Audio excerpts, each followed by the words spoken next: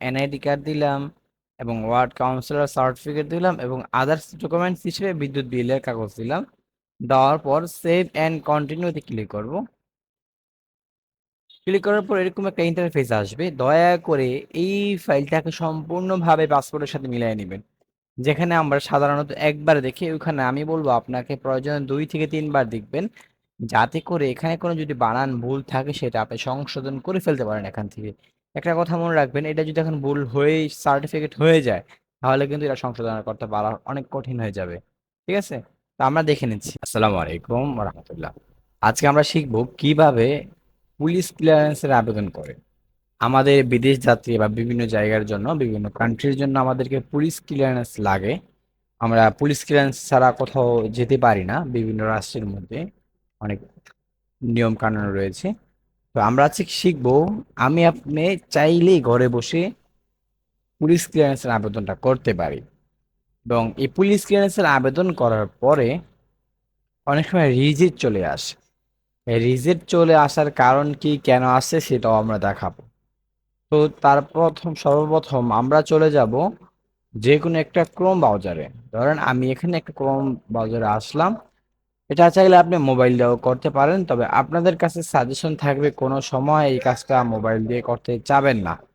এই জন্যই চাবেন না, কারণ এখানে অনেক ডকুমেন্ট দিতে হয়, অনেক লিখা লিখতে হয়, যেগুলো স্পেলিং গুলো আপনি মোবাইল দিয়ে স্পষ্ট নাও বুঝতে পারেন। এই জন্য আমি আপনাদেরকে সাজেস্ট করব যে কম্পিউটারের মাধ্যমে এগুলো কাজগুলো করার জন্য। আচ্ছা, সর্বপ্রথম আমরা ক্রোম ব্রাউজারে যে পুলিশ লিখে pcc.police.bd লিখে আমরা সার্চ দিব। সার্চ দেওয়ার পর এরকম একটা ইন্টার দিব। ইন্টার দিলে এরকম একটা অপশন আসবে। আচ্ছা, আমারটা এরকম আসছে কারণ আমি এখানে রেগুলার কাজ করি, অনেক কাস্টমারের কাজ আমার কাছে রানিং আছে, এই জন্য আমারটা এমন দেখায়। আপনাদের ফেসটা সেম এরকম দেখাবে, সাইন ইন করুন, রেজিস্ট্রেশন করুন।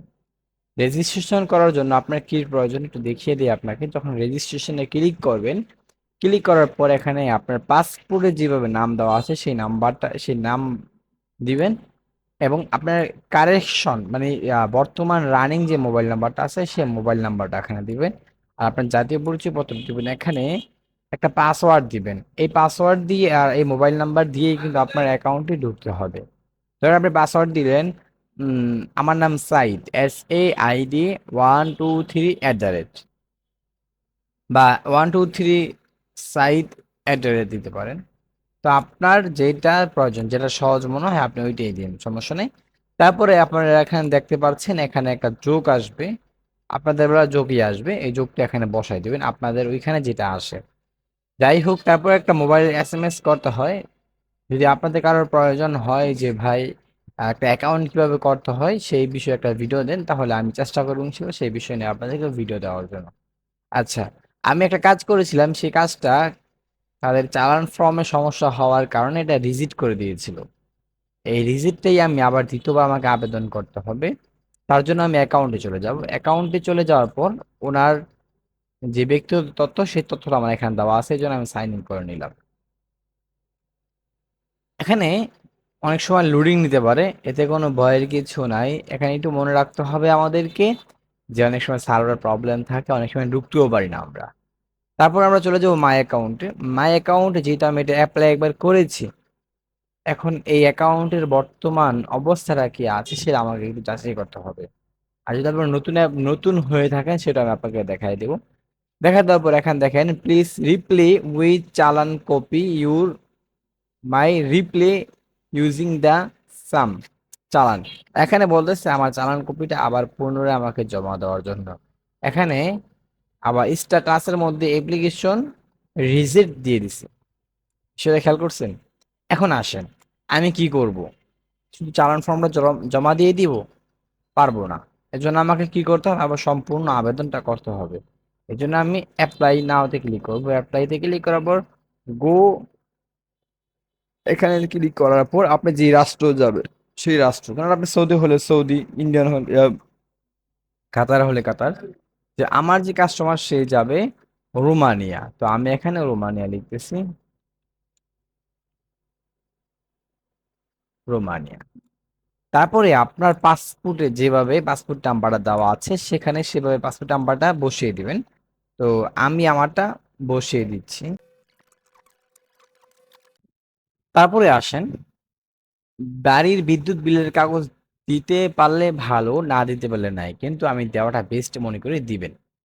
তারপরে হচ্ছে চেয়ারম্যান সার্টিফিকেট তো বললামই, একটা ওই ছবি। টোটালি আপনার ডকুমেন্টস 5টা লাগতেছে। একটা হচ্ছে passport scan copy, NID card scan copy, বাড়ির বিদ্যুৎ বিলের কাগজ, চেয়ারম্যান সার্টিফিকেট, আর এক কপি ছবি।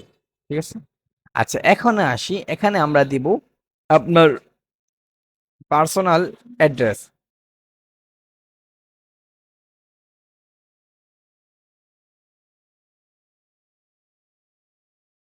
ফেললাম। তারপর আমি সেভ অ্যান্ড কন্টিনিউতে ক্লিক করব। কন্টিনিউতে ক্লিক করার পর এখানে আপনাকে ডকুমেন্টস যাবে। একটা বিষয় জেনে রাখি, আমাদের প্রত্যেকটা ডকুমেন্টস কিন্তু একটা কেবির উপর থাকে। ঠিক আছে? এই কেবিগুলো আপনি রিসার্চ করবেন কিভাবে, একটু পরে আমি দেখাই দিচ্ছি। তো আমার রিসার্চ করা আছে, আমি এই জন্য এই ফাইলগুলো অ্যাড করে দিচ্ছি। অ্যাড পাসপোর্ট, অ্যাডে ক্লিক করবেন, চুজ ফাইলে ক্লিক করে আপনার পাসপোর্টটা আপনি দিয়ে দেন। তা একটু সময় নেবে।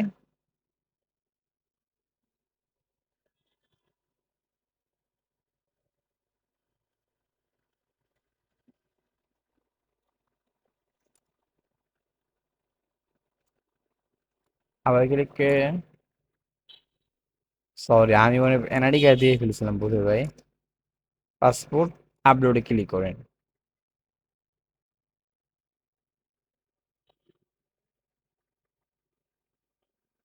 আচ্ছা, ফাইলটা আপলোড হোক, আমরা একটু দেখে আসি।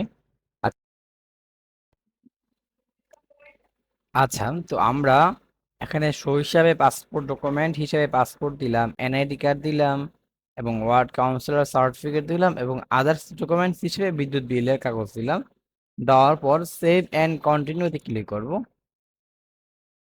ক্লিক করার পর এরকম একটা ইন্টারফেস আসবে। দয়া করে এই ফাইলটাকে সম্পূর্ণভাবে পাসপোর্টের সাথে মিলিয়ে নেবেন। যেখানে আমরা সাধারণত একবার দেখি, ওইখানে আমি বলবো আপনাকে প্রয়োজনে 2 থেকে 3 বার দেখবেন, যাতে করে এখানে কোনো যদি বানান ভুল থাকে সেটা আপনি সংশোধন করে ফেলতে পারেন এখান থেকে। একটা কথা মনে রাখবেন, এটা যদি এখন ভুল হয়ে সার্টিফিকেট হয়ে যায়, তাহলে কিন্তু এটা সংশোধন করতে পারা অনেক কঠিন হয়ে যাবে। ঠিক আছে? তো আমরা দেখে নিচ্ছি।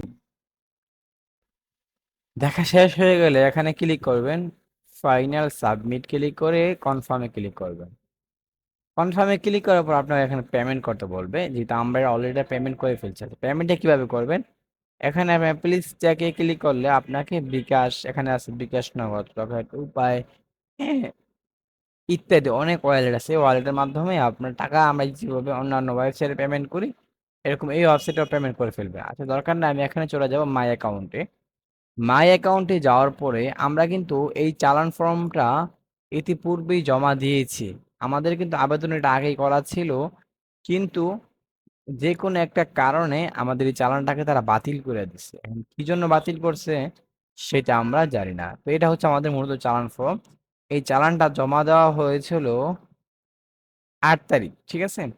তো আমরা চলে যাই আমাদের ওই ওয়েবসাইটে, যাওয়ার পরে এখানে আপলোড সোনালী ব্যাংক বাংলাদেশ ব্যাংক চালান, এখান থেকে আমরা এটা ক্লিক করে এখানে ব্যাংক নেম দিয়ে দিব সোনালী ব্যাংক। তারপরে ডিস্ট্রিক্ট দিব আমরা ঢাকা, আর জমা দিব আমরা, ব্রাঞ্চ হচ্ছে আমাদের লোকাল ব্রাঞ্চ, আর জমা দেওয়ার ডেট হচ্ছে 8 তারিখ। 8 তারিখ দিয়ে এখানে আপনার যে চালান নম্বরটা আছে, হ্যাঁ, এই নম্বরটা আপনি এখানে টাইপ করতে হবে। তো কোনটা টাইপ করতে হবে আমি আবার একটু দেখিয়ে দিচ্ছি আপনাদেরকে। এই যে চালান ফর্মটা,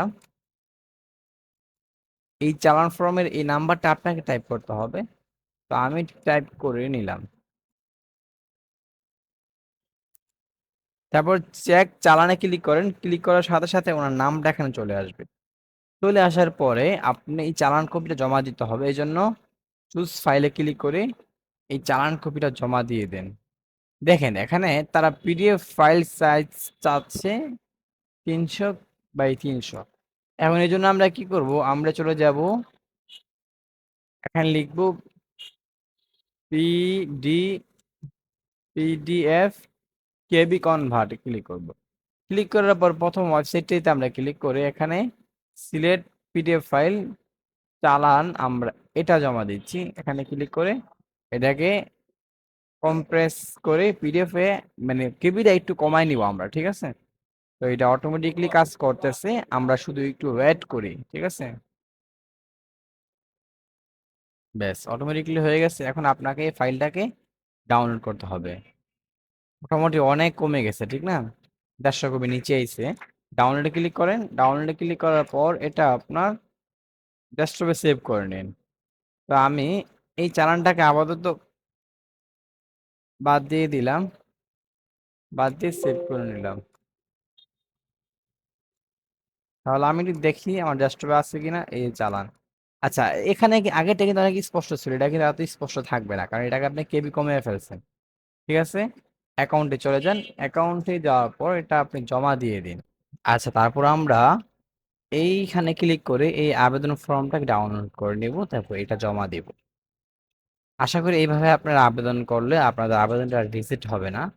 তবে চালান কপিটা জমা দেওয়ার ক্ষেত্রে একটু সাবধানতা অবলম্বন করবেন, ফাইল চুজটা খেয়াল করে রাখবেন, তাহলে আশা করি আপনাদের ফাইল আর রিজেক্ট হবে না। ভালো থাকবেন, সুস্থ থাকবেন, দেখা হবে অন্য কোনো ভিডিওতে।